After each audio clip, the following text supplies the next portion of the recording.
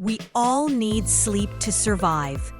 In daily life, work and distractions interfere with our sleeping patterns, affecting our well-being. Proper sleep is crucial.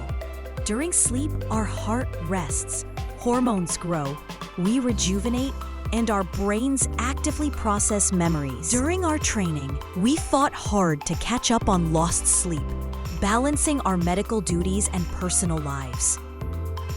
Circadian rhythm adjusts our sleep-wake cycle and hormones, keeping us in sync with the environment.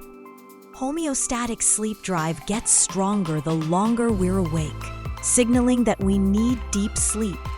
Light impacts this cycle significantly. 4 hours of sleep is enough, but it harms long-term health. A minimum of 9 hours is recommended for those up to age 40.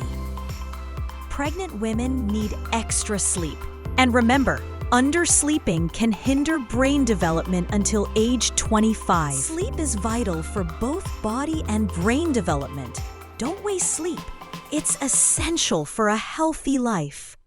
Medical facts in your simple language. Dr. S. Om Gol, family of doctors from AINs and Delhi University, MD Medicine USA, DM Medicine USA. Subscribe, like, and share our channel.